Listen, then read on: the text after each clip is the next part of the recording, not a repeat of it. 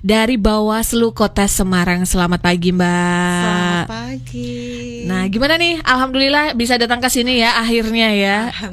Jangan kapok. Bisa bergabung. Baik, dan mungkin bisa disapa dulu nih Kang Mas dan Mbak Yu yang mendengarkan siaran radio live kita dan juga siaran YouTube kita. Silahkan. Selamat pagi Kang Mas dan Mbak Yu se-Jawa Tengah yang telah mendengarkan siaran kita pagi hari ini. Semoga semuanya sehat dan bahagia selalu. Baik, dan hari ini kita mau ngomongin apa sih Mbak? Ngomong-ngomong nih, boleh di-spill sedikit dong. Oke, kita pagi ini mau ngomongin tentang penyelesaian sengketa yang terjadi dalam pemilu di tahun 2024 di Kota Semarang. Nah, ini masih hangat-hangatnya ya, karena kan kemarin memang kita sudah melaksanakan yang namanya pesta demokrasi. Nah, akhirnya sekarang kita akan membahas itu kira-kira bagaimana sih dari hasil yang kemarin gitu kan. Terus sekarang hasilnya seperti apa. Nanti kita akan bahas sambil nunggu pertanyaan dari Kang Mas dan Mbak Yu juga ya di 0813 9965 9922. Jangan kemana-mana, di Jateng Bicara.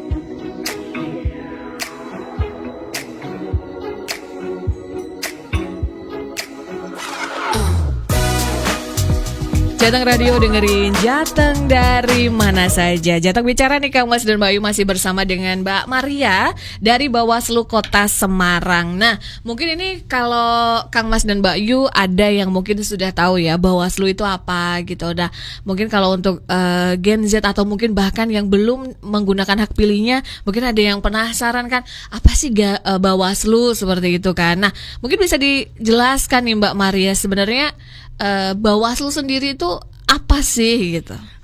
Emang banyak banget ya Mbak yang masih suka salah menyebutkan. Ada yang bilang Banwaslu, ada yang bilang Panwaslu. Nah, Bawaslu di sini adalah Badan Pengawas Pemilu.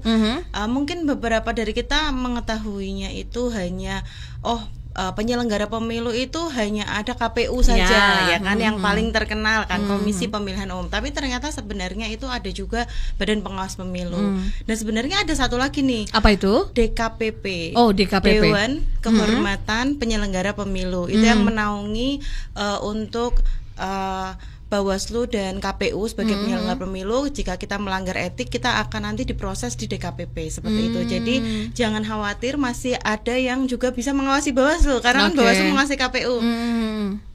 Sebenarnya ada tiga penyelenggara pemilu di Indonesia, KPU, Bawaslu dan DKPP. Tapi untuk hari ini kita akan membahasnya kan tentang Badan Pengawas Pemilu seperti itu.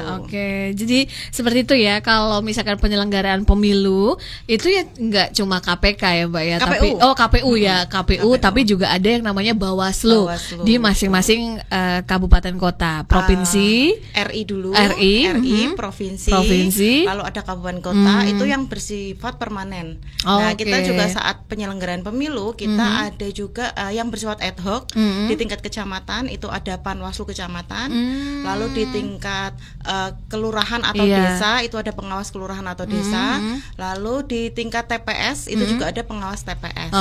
Itu yang dulu sempat viral itu kan, yang banyak banget yang daftar yang jadi PNS berapa hari gitu. itu abdi negara ya. Iya, abdi negara berapa hari gitu. Itu berarti lebih ke apa itu waktu itu ya Mbak?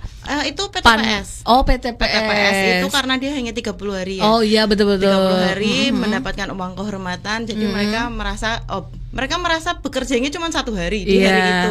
Padahal sebenarnya mereka itu 30 hari seperti itu. Benar-benar itu sempat ramai ya. Jadi orang pada tahu yang betul. Mendaftar, membludak. Nah, hampir semua media sosial pun juga memberitakan itu ya, karena kan waduh lumayan ini jadi abdi negara 30 hari. Lumayan. Jadi itu cukup mengangkat ya. Jadi kita tahu ternyata ada ya Bawaslu seperti itu. Nah, untuk tugasnya sendiri, karena kan mungkin juga ada yang belum paham banget tugasnya apa sih, terus apa bedanya nih sama KPU gitu kan. Kalau KPU kan Komisi Pemilihan Umum, terus Bawaslu ngapain nih gitu. Kalau Bawaslu sendiri seperti apa tugasnya? Kalau fungsi dari Bawaslu sendiri aku lebih suka menyingkat ya Mbak, agar lebih mudah dipahami, lebih mudah diingat itu dengan seperti kungfu Mbak. Cat. Apa itu? CAT. CAT. Yang pertama itu C itu cegah. Cegah. Yang kedua awasi. Yang ketiga tindak. Jadi CAT, cegah, awasi, tindak. Cegah, awasi, tindak. Nah, pertama Bawaslu itu nggak langsung, orang kan kalau berpikir tentang Bawaslu point of view-nya pasti adalah menindak pelanggaran yang terjadi. Padahal kita tuh nggak langsung menindak Mbak. Kita awalnya tuh ada mencegah dulu. Jadi setiap tahapan pemilu kita pasti mulai dengan memberikan pencegahan kepada semua pihak. Pencegahan bisa dilakukan dengan lisan maupun dengan tertulis. Misalnya contoh, kita kan tahu bersama bahwa PNS itu harus netral ya. Ada yang namanya netralitas ASN. Itu kita sudah bersurat dulu kepada pemerintah kota misalnya bahwa harus tidak boleh berpihak dan lain sebagainya. Itu kita sudah bersurat. Jadi kita tidak langsung kita kayak ke mana nih yang bersalah nih kita tembak.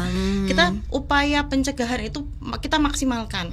Setelah kita cegah, kita mengawasi jalannya tahapan-tahapan pemilu itu seperti apa, apakah pencegahan yang kita berikan sudah dilaksanakan atau belum. Nah, ketika sudah kita cegah dan kita awasi ternyata masih ada juga yang melakukan pelanggaran, baru kita melakukan upaya untuk penindakan seperti itu. Nah kalau penindakan sendiri tuh seperti apa penindakannya? Misalkah ada cuma teguran atau mungkin ada hukuman atau bagaimana? tergantung dari pelanggarannya kan. Pelanggaran pemilu itu ada macam-macam, ada pelanggaran pidana misalnya. Kalau pidana itu jelas kita naikkan ke Gakumdu, kita bicarakan nanti di Gakumdu. Kalau administrasi nanti juga ada penyelesaiannya sendiri dan berbagai macam pelanggaran lainnya. Nah itu kita terlihat dulu pelanggarannya apa nih. Kalau misalnya kemarin netralitas ASN itu kita berkomunikasi dengan BKN seperti itu, karena kita kan tidak ada kewenangan untuk menghukum ASN. Betul. Itu kewenangannya ada di BKN seperti itu. Baik, nah jadi memang bersinergi ya seperti itu dan berkolaborasi dengan instansi lain ya Mbak. Betul ya sekali. Nah 2024 pemilu kan sudah selesai. Nah tugasnya pun juga sudah selesai. Tentunya kan sekarang kan tinggal reviewnya ya, kemudian hasilnya seperti apa. Nah masyarakat tentunya pengen tahu dong kira-kira pemilu kemarin itu seperti apa. Kalau kita mungkin masyarakat awam, wah kecurangan-kecurangan yang banyak terjadi mungkin di sisi ini seperti itu, dan mungkin di tahun ini ada perbedaan dibandingkan tahun-tahun sebelumnya. Nah, kalau Mbak Maria sendiri nih, hasil dulu ya, hasil dari pemilu kemarin tahun 2024 menurut Mbak Maria seperti apa? Oke, kalau di 2024 itu kan kita ada pemilu dan pemilihan ya Mbak. Nah, untuk di pemilunya sebenarnya overall di semuanya, di keduanya ini semua berjalan dengan kondusif ya. Kalau di Kota Semarang ya, tidak ada hal-hal yang tidak kita inginkan itu terjadi. Pelanggaran-pelanggarannya pun menurut kami semua tertangani dan penanganan pelanggaran terjadi dengan baik seperti itu. Ketika hasil dari mulai pencalonan sampai hasil akhir itu memang ada dua hal yang sama, yaitu kita sama-sama mencicipi berperkara di MK. Tapi kita nggak akan bahas di sini. Mungkin bulan depan atau bulan depannya lagi saya bisa kesini lagi untuk membicarakan itu ya. Boleh. Jadi overall semuanya kondusif di Kota Semarang, dan warga Kota Semarang menyambut dengan baik adanya pemilu dan pemilihan di Kota Semarang. Oke. Karena kan ini sempat ramai ya. Kalau kita ngomongin Kota Semarang ini kan sedang sensi-sensinya ya. Apalagi kan akhir-akhir ini tuh netizen itu banyak banget di mana hal-hal yang sebenarnya tidak usah diungkap tuh diungkap seperti itu. Pastikan juga permasalahannya juga sama. Kalau untuk ini Mbak, apa namanya, lancar dan juga ada masalah-masalah misalkan, itu aman nggak sih maksudnya di 2024 kemarin? Amannya tuh kalau menurut aku aman karena tidak ada kecurangan-kecurangan, tidak ada gitu bencana alam itu misalnya kan. Kalau dan kita tidak ada PSU kan, semuanya berjalan dengan baik.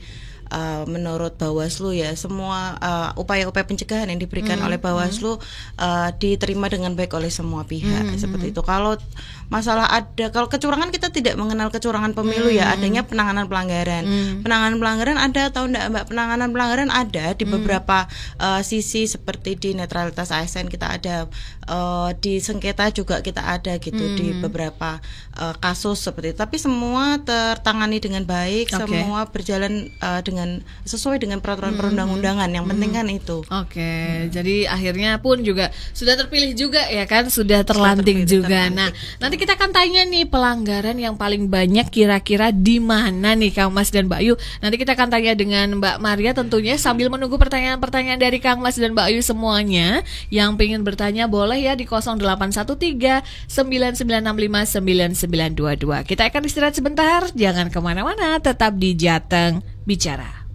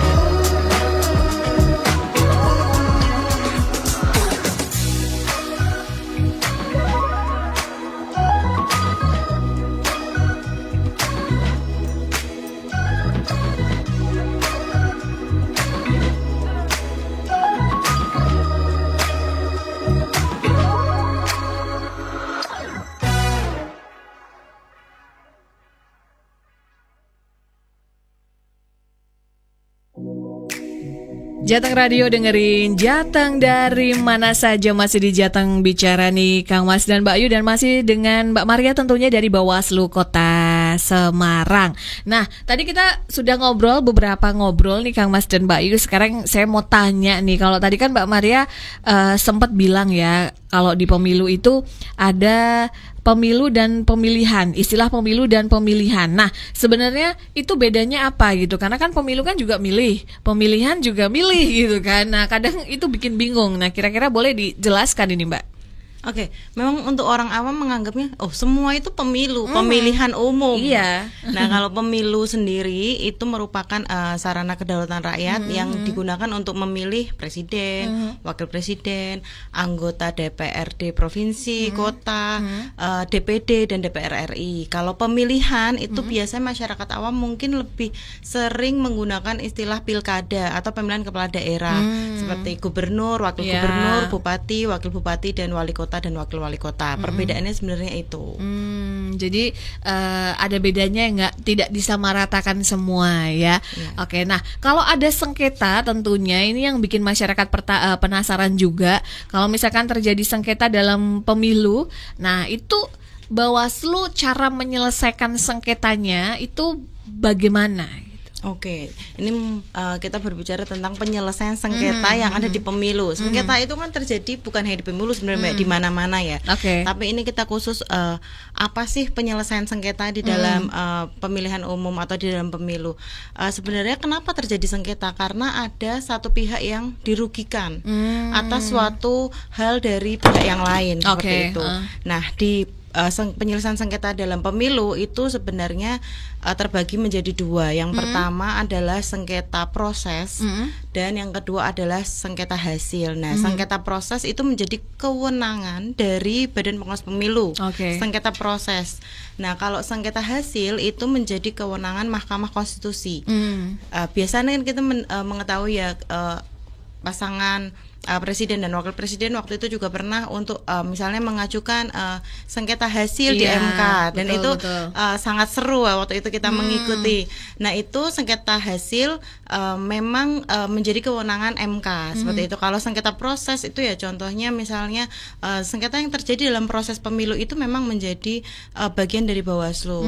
Nah, sengketa sendiri yang menjadi sengketa proses di Bawaslu itu ada dua, Mbak. Yang pertama adalah penyelesaian sengketa antara peserta dengan penyelenggara pemilu, dalam hal ini adalah KPU. Itu yang berwenang menangani adalah Bawaslu.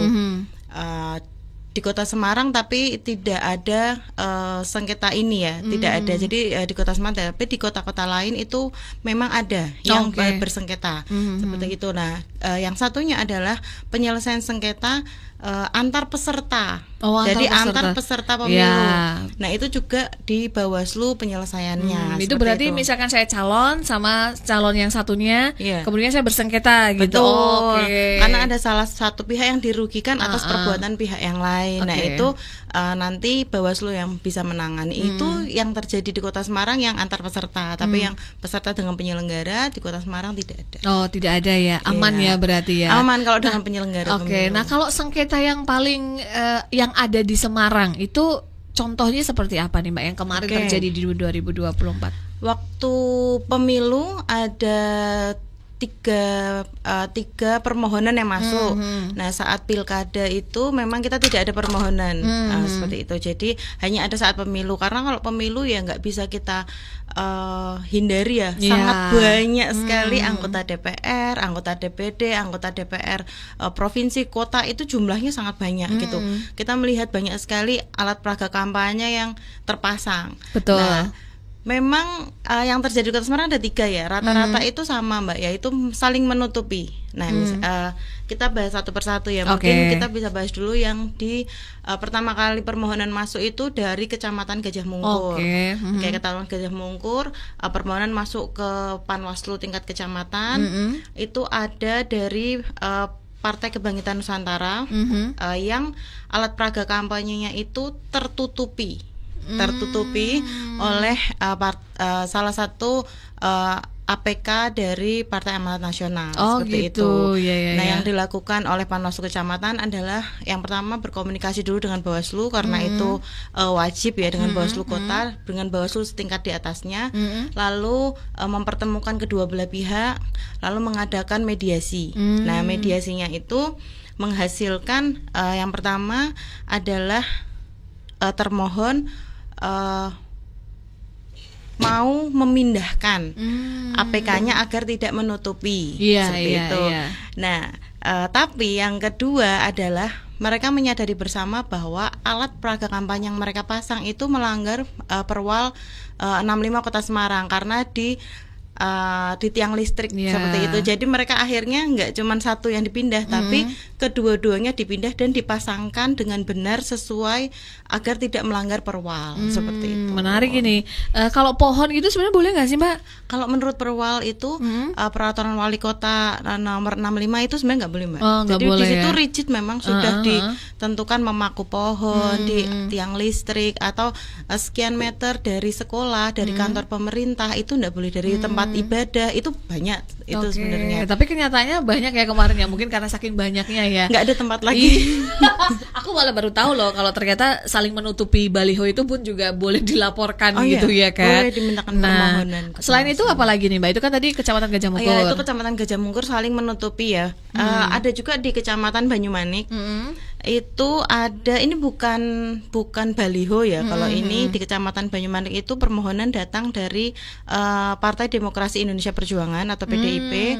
Pokok permasalahannya adalah alat peraga kampanye berupa tiang bendera. Jadi tiang benderanya ditumpangi oleh tiang dan bendera partai lain, yaitu Partai Solidaritas Indonesia. Oke. Itu permohonan masuk ke Bawaslu, masuknya ke Bawaslu Kota waktu itu. Tapi kita mandatkan ke Panwaslu Kecamatan. Kita bertemu di lokasi Panwaslu Kecamatan dengan kedua belah pihak. Nah, di situ terjadi mediasi yang dipimpin oleh ketua Panwaslu Kecamatan Banyumanik atas nama Ibu Titin, dan akhirnya menghasilkan dua hal. Yang pertama, termohon dari PSI menyadari adanya kesalahan pemasangan bendera dan melakukan pencabutan bendera PSI yang tertempel di tiang bendera partai PDIP, seperti itu. Yang kedua, pemohon menerima tindakan itu dan mereka sepakat untuk berdamai. Jadi sama-sama oke lah, tidak dilanjutkan ke, kan itu soalnya memang proses mediasinya itu nggak semudah yang kita bayangkan. Pasti kan ada pihak yang tidak terima, pihak yang marah, pihak yang akhirnya tapi berakhir dengan damai. Seperti itu. Nah, kalau misalkan saking gemesnya nih, Mbak, saking gemesnya misalkan bendera partai saya ditutupi loh sama partai lain. Terus saya memang sengaja ini sendiri nih mengambil bendera itu, kemudian saya ganti bendera saya lagi gitu, atau misalnya saya ganti-ganti yang lain gitu, boleh nggak sih kayak gitu? Sebenarnya yang berhak memasang dan menurunkan itu adalah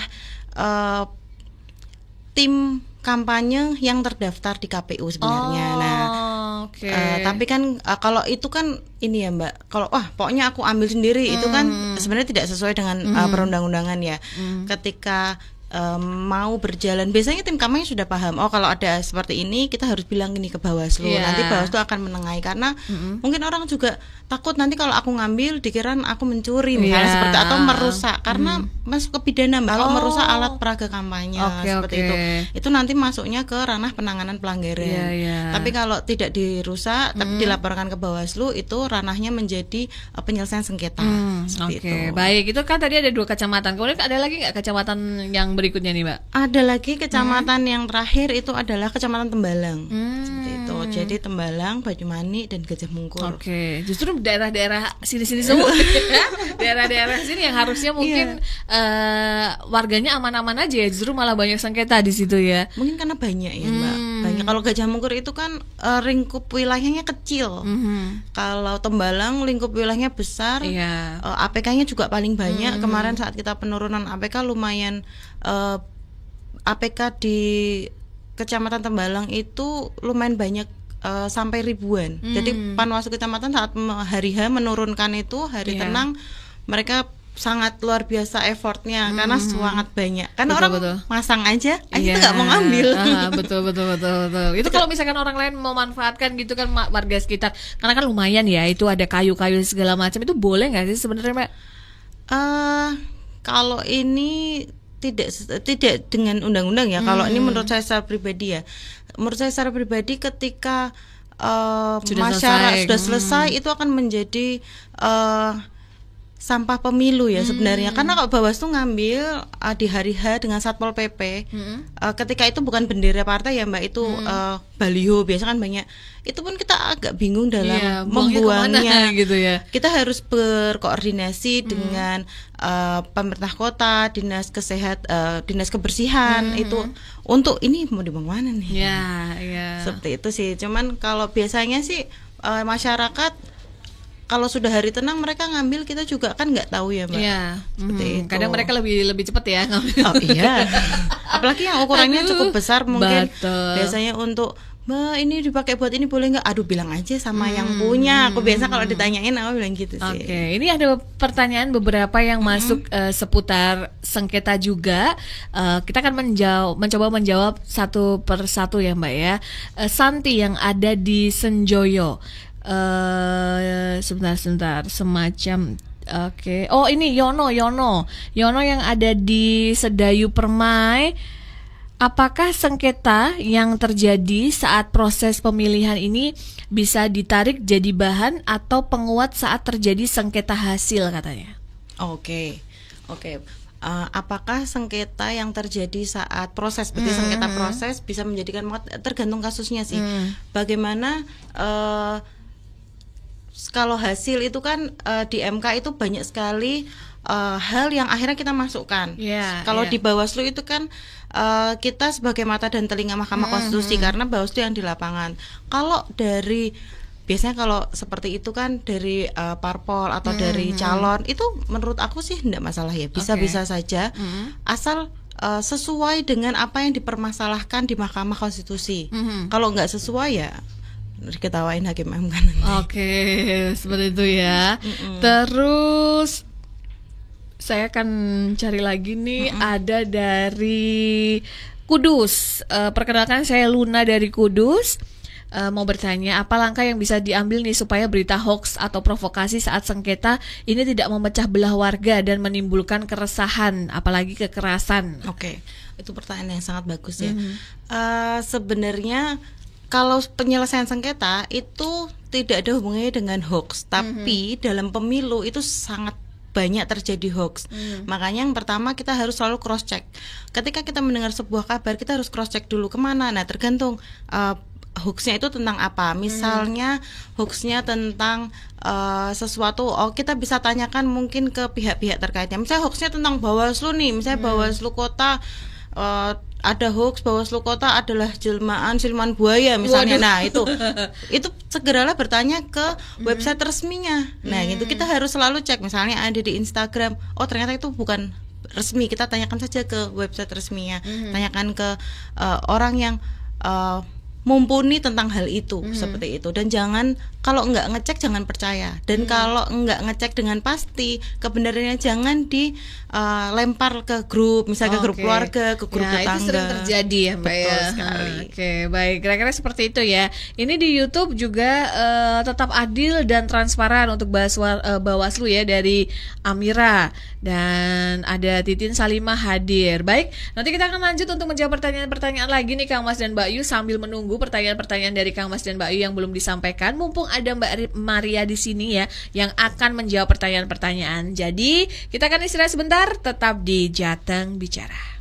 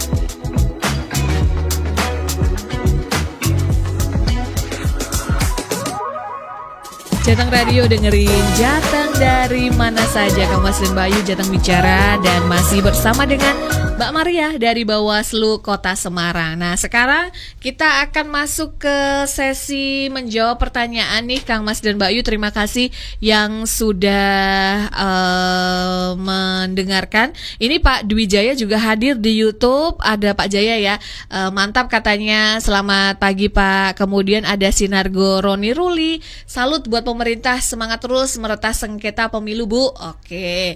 Nah, kita akan menjawab pertanyaan.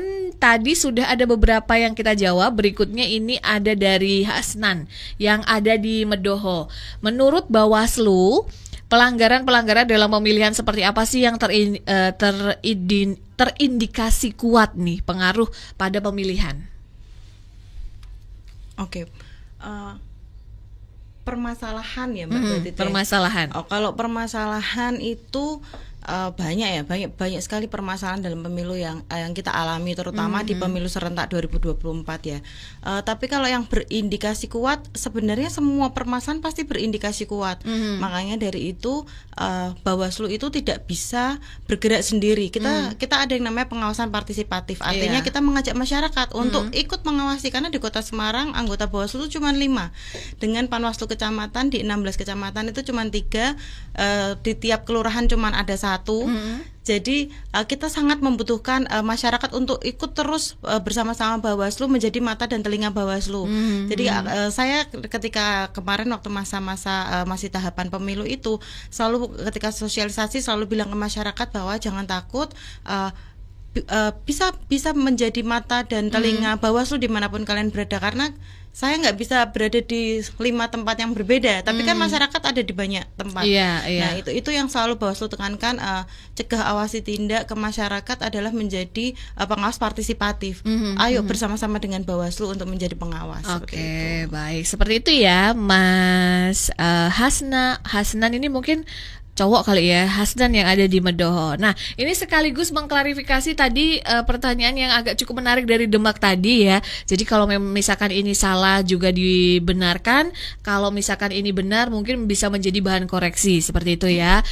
Yoga dari Demak, petugas Bawaslu setiap daerah rata-rata tahu kalau ada pelanggaran, tapi terkadang mereka ini diam. Ditanya kenapa nggak ditindak, mereka menanyakan kembali, kamu mau menjadi saksi?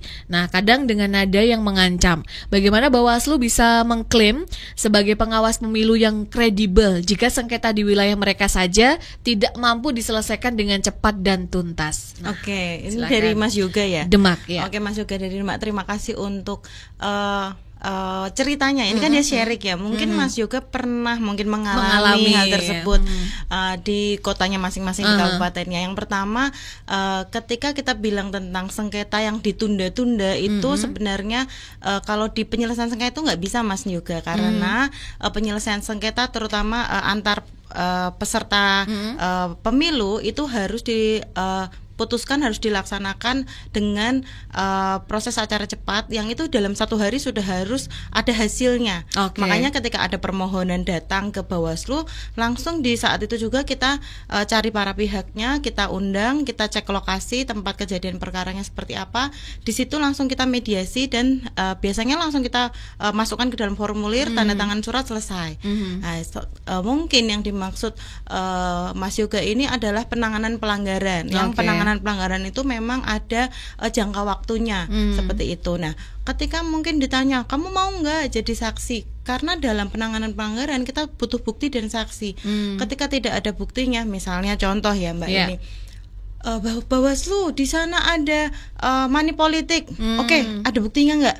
Nggak ada. Oke, saksinya ada nggak? Nggak ada juga.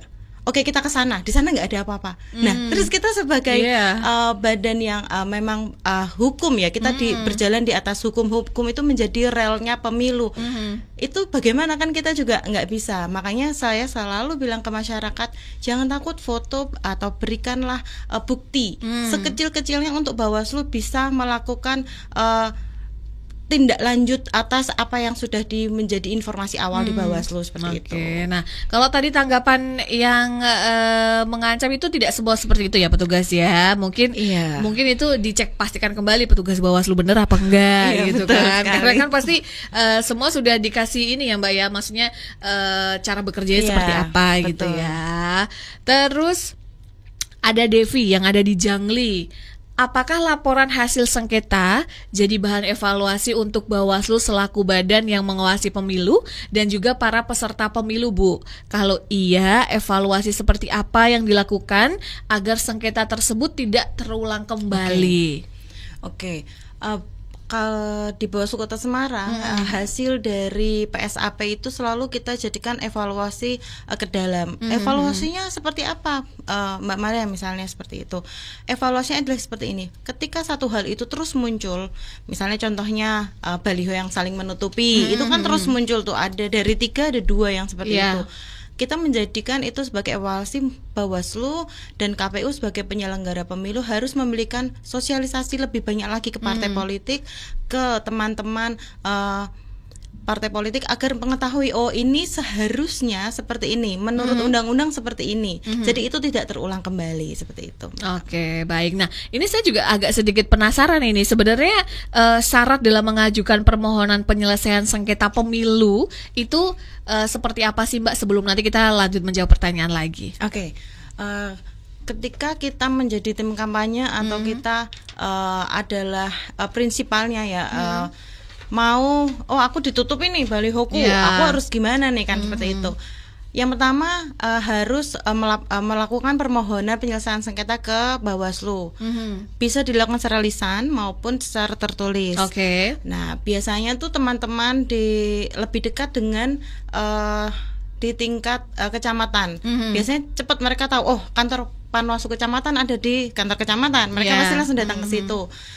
Dan harus ada identitas dari yang melaporkan dan terlapornya, termohon ya. Lalu juga harus ada bukti. Sekali lagi, biasanya buktinya apa? Biasanya buktinya di foto. Ini loh Mbak, aku ditutupi, atau ini loh Mbak, benderaku ada fotonya. Jadi kita tahu, ini lokasinya di mana Pak? Lokasinya di sini. Oke, kita ketemu di sana nanti. Kita biasanya langsung kalau yang mendapatkan laporan itu tingkat kecamatan, mereka harus menelpon ke Bawaslu Kota untuk melakukan koordinasi. Baru setelah itu kita di tempat itu, setelah kita melihat betul ini saling menutupi, kita lakukan mediasi di situ. Oke, seperti itu ya. Jadi itu emang ada alurnya nih Kang Mas dan Mbak Yu ya. Jadi tidak asal. Kadang itu masyarakat tuh gini, itu ada kecurangan, ditanyain buktinya nggak ada gitu kan. Nanti kalau misalkan nggak ditindak marah-marah gitu. Padahal sebenarnya buktinya juga nggak ada. Gimana mau diproses seperti itu ya. Melanjut menjawab pertanyaan. Sebelumnya saya akan sapa-sapa yang ada di YouTube dulu ya Mbak. Ini ada A29 Manta Bawaslu Kota Semarang, kemudian Rivaldo Santoso juga Mbak Maria terbaik katanya. Terus ada juga dari Andri, nyimak aja Bu. Oke siap. Nah kita akan menuju ke pertanyaan ini, masih banyak yang belum dijawab juga. Adis dari Semarang, apakah masyarakat juga harus disuruh bertanggung jawab? Bawaslu sebagai penegak untuk hal-hal tersebut punya wewenang karena mereka memang dibiayai untuk itu. Masyarakat lagi tanggung jawab konkret apa yang dipunyai Bawaslu sendiri dengan integritasnya katanya. Itu mungkin muncul pertanyaan seperti itu karena tadi saya bilang pengawas partisipatif ya. Nah, kenapa kita selalu mengajak masyarakat untuk ikut andil? Karena masyarakat itu lebih merata di banyak hal gitu. Jadi kalau misalnya Bawaslu integritasnya, ketika kami tahu pasti akan kami tindak lanjuti karena kami disumpah juga di atas kitab suci untuk menjalankan tugas dan tanggung jawab kami seperti itu. Oke, jadi seperti itu ya, tetap aman ya. Ini mungkin salah satu ungkapan rasa Mbak ya. Gak apa-apa. Berikutnya ada Endah yang ada di Kendal. Kalau ada 2 calon atau partai yang saling tuduh melanggar aturan pemilu, sebagai warga saya harus lapor kemana dulu? Apakah bisa dilaporkan ke Bawaslu dan penanganannya seperti apa? Ada 2 dua partai politik seperti itu berarti ya, dua peserta pemilu yang saling tuduh di antara mereka sendiri, lalu masyarakat merasa terganggu. Baiklah, jika seperti itu ada beberapa kasus. Kan sebelum saya jadi badan pengawas pemilu, saya pernah jadi pengawas tingkat kecamatan. Itu ada masyarakat juga yang memang, Mbak, ini kita terganggu, Mbak, dengan adanya baliho yang besar menutupi jalan keluar masuk warga, sehingga nggak bisa ngelihat nih dari pihak sebelah sana ada mobil atau apa, nggak kelihatan. Itu sebenarnya tidak tertulis di undang-undang, tapi kami sebagai pengawas pemilu turun ke lapangan untuk ini balihonya siapa, kita bantu mediasikan. Padahal itu sebenarnya bukan tanggung jawab kita ya. Kalau antara peserta dengan warga itu kan nggak tertulis, tapi itu menjadi bagian dari tanggung jawab kita untuk Mas tolonglah ini menghindar, karena ini kan tidak jatuhnya adalah bahaya buat warga, karena mau nyebrang nggak kelihatan gitu. Nah itu juga kita tangani, kita bantu mediasi meskipun tidak kita masukkan ke dalam formulir yang ada di Bawaslu seperti itu. Baik, jadi memang ada urut-urutannya ya kayak gitu. Nah, Semarang ini kan sudah dibilang cukup aman ya untuk pemilu, bahkan dari tahun ke tahun seperti itu. Tapi kita tidak boleh lengah tentunya, apalagi nanti di pemilu 2029. Pastikan kita sudah harus prepare nih dari sekarang. Bukan hanya petugasnya saja, tetapi juga masyarakatnya yang harus diedukasi agar mereka mau belajar tentunya, agar nantinya bisa berjalan lancar pemilunya. Nah, Mbak Maria nih, boleh nih apa yang ingin disampaikan untuk pendengar kita nih, tentunya untuk menyongsong nantinya pemilu di 2029. Ini berarti untuk Kang Mas dan Mbak Yu ya, yang ada di seluruh Jawa Tengah. Yang pertama, jangan pernah sia-siakan hak pilih kita. Seperti itu karena itu sangat berharga. Buat saya one man one vote adalah penghargaan tertinggi di dunia demokrasi ya, terutama di Indonesia, karena nggak di semua tempat itu kita bisa melaksanakan itu. Yang kedua, turut serta dalam pengawasan partisipatif. Saat ini di masa post elektoral ini, di masa non tahapan ya, setelah tahapan ini Bawaslu tetap bekerja. Banyak orang yang bertanya, terus ngapain Bawaslu nih sekarang? Kita tetap bekerja nih dengan adanya pemutakhiran data pemilih berkelanjutan.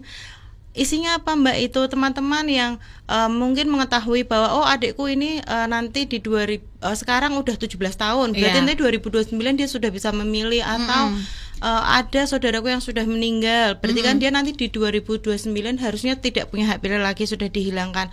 Itu bisa mulai di share di Bawaslu, bisa laporkan seperti itu di posko-posko lapor Bawaslu. Seperti itu. Dan yang ketiga, untuk para peserta pemilu, sebenarnya kita tahu bersama bahwa kita tuh tahu aturannya. Mari kita jalankan aturan main ini dengan baik, dengan benar, agar semuanya itu nyaman bagi masyarakat, bagi penyelenggara pemilu, dan bagi peserta pemilu. Seperti itu. Baik, kita akan istirahat lagi. Sebelum nanti kita akan kembali di closing statement nih, Kang Mas dan Mbak Yu. Jangan kemana-mana, tetap di Jateng Bicara.